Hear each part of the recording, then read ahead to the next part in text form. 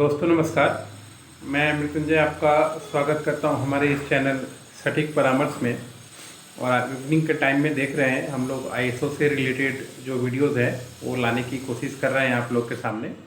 और एक एक करके ला भी रहे हैं ताकि आप जो भी इंडस्ट्री चला रहे हैं या सर्विस इंडस्ट्री में हो, मैन्युफैक्चरिंग में हो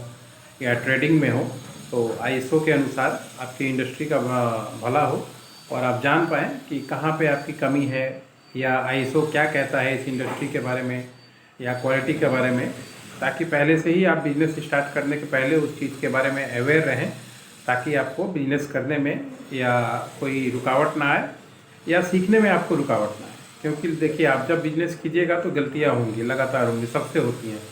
मगर उस गलतियों से सीखना या करेक्टिव एक्शन, ये गलतियाँ पहले भी कोई और कर चुका है, उससे कुछ सीखना या आईएसओ के माध्यम से कुछ सीखना कि इसको कैसे आप फॉलो कर सकते हैं, कैसे आप ठीक कर सकते हैं। तो ये सबका उद्देश्य है कि बिज़नेस को ठीक से चलाया जाए, क्योंकि बिज़नेस ही ठीक से चलेगा तो देश का भी ग्रोथ होगा, आपका भी ग्रोथ होगा और एम्प्लॉयमेंट भी जनरेट होगा। ये एक ऐसा चीज़ है जो हर एक के लिए ज़रूरी है। गवर्नमेंट भी लगी हुई है अपने स्तर पे, लोग भी लगे हुए हैं, हम लोग जैसे लोग भी लगे हुए हैं अपने स्तर पे, ताकि आपके बिजनेस को ठीक किया जाए और सही तरीके से आपको गाइडेंस दिया जाए। तो देखिए, आईएसओ के अनुसार सबसे पहला जो आता है टोटल क्वालिटी कंट्रोल फेस, यानी एक फेस आया।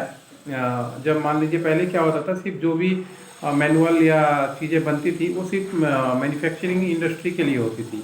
यानी मैन्युफैक्चरिंग तक ही लिमिट हो जाती थी कि कैसे आपको प्रोडक्ट बनाना है,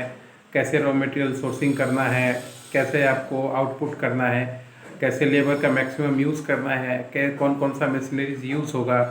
कैसे रिजेक्शन कम होगा। इन चीज़ों के आसपास ही इर्द गिर्द ही सारी चीज़ें घूमा करती थी। मगर आईएसओ का जब हमेशा देखिए इसमें रिसर्च होते रहता है और चेंजेस होते रहता है। तो जब आईएसओ का टोटल क्वालिटी फेस का जब बात आया, जब इम्प्लीमेंट हुआ,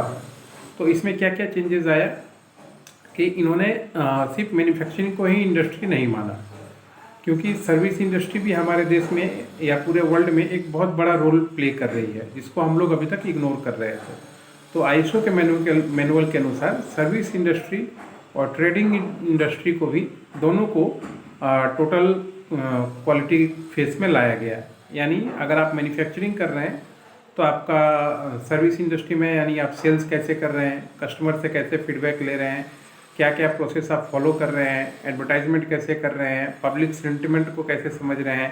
पैकेजिंग आपका कैसा हो रहा है, पैकेजिंग पे क्या कलर कॉम्बिनेशन हो रहा है, क्या क्या आइटम आप उस पर दे रहे हैं, एमआरपी कितना फिक्स कर रहे हैं, प्राइसिंग, ये सारी चीज़ें जब एक क्वालिटी पैरामीटर में लाया गया, एक फेस में लाया गया, तो कंपनियों का एक अलग सा ग्रोथ होना चालू हुआ। क्योंकि अभी तक सिर्फ मैन्युफैक्चरिंग से ही, मतलब बढ़िया बनाइए, यही एक टारगेट था और यही एक उद्देश्य के अनुसार कंपनियां चल रही थी। मगर जब बढ़िया बना के बढ़िया बेचना, बढ़िया प्राइसिंग करना, अच्छे से क्लाइंट तक पहुंचाना, फीडबैक लेना, जब ये आईएसओ ने इम्प्लीमेंट किया कंपनियों में और जब इसका काम चालू हुआ, तो बहुत ग्रोथ की चीज़ें देखी गई। तो इसलिए आईएसओ का सीरीज़ भी आप देखिएगा हमेशा चेंज होते रहता है। पहले 9000 था, फिर 9001 2008 हुआ, फिर 9001 2015 हुआ। तो ऐसे ये चीज़ें ऐड होती रहती हैं दोस्तों। अगर आप भी कंपनी चला रहे हैं, मैन्युफैक्चरिंग में नहीं है, अभी देखिए 2020 में बहुत सारा नया नया इंडस्ट्री, ई कॉमर्स आ गया, आपका ओटीटी आ गया, आपका पेमेंट सिस्टम आ गया, बहुत सारा बैंक का ऑनलाइन हो गया, मतलब ऑनलाइन बुकिंग हो गया। इतना सारा रेगुलेशन अचानक लोगों को हजम करना बहुत मुश्किल है। तो इसलिए आईएसओ के मैनुअल के अनुसार कंपनियां अपने आप को ढाल रही हैं कि इन सिचुएशन में कंपनियों को क्या करना चाहिए, कंपनी का प्रोसेस कैसा होना चाहिए। जब मान लीजिए आप होटल बुकिंग के बिजनेस में हैं, आपके सामने ओयो बहुत बड़ा एक चुनौती बन के खड़ा हो गया है, एयरबिन सबसे बड़ा चुनौती बन के खड़ा हो गया, तो आप कैसे सर्वाइव कीजिएगा,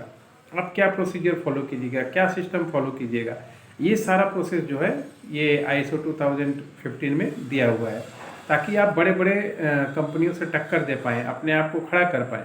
देखिए, जब बड़े बड़े शार्क मार्केट में आते हैं तो छोटी मछलियों को टिक के रहना बहुत बड़ा मुश्किल का काम है, क्योंकि वो एक साथ में एक मूवमेंट लाते हैं जो छोटे छोटे बिजनेसमैनों को ख़त्म कर देता है, बहुत सारे मार्केट को ख़त्म कर देता है। मगर आप भी अगर स्किलफुल ये तरीका फॉलो करके जो जो चीज़ें आईएसओ के मैनुअल में होती हैं, अगर आप टिके रहते हैं मार्केट में, तो दोस्तों कितना भी बड़ा कुछ भी आ जाए, आप आराम से खड़े रहिएगा, क्योंकि आप भी उस तरीके उनके माइंडसेट को समझ पाइएगा कि वो क्या चाह रहे हैं और आप क्या चाह रहे हैं और आपका क्लाइंट क्या चाह रहा है। अगर आपको ये पता चल गया कि आपका क्लाइंट का रिक्वायरमेंट क्या है, तो कितनी भी बड़ी कंपनी आपके सामने आके खड़ी हो जाए, कितना भी बड़ा कॉम्पिटिटर आपके सामने आके खड़ा हो जाए, आप अपने बिजनेस को ज़रूर चला लीजिएगा। अगर दोस्तों आप बिजनेस कर रहे हैं, आपके बिजनेस में प्रॉब्लम आ रहा है या समझ नहीं पा रहे हैं ऐसे कंपनियों के प्रोडक्ट या ऐसे कंपनियों के मार्केटिंग स्ट्रेटजी या ऐसे कंपनियों के सेल्स को कैसे आप संभाल पाइएगा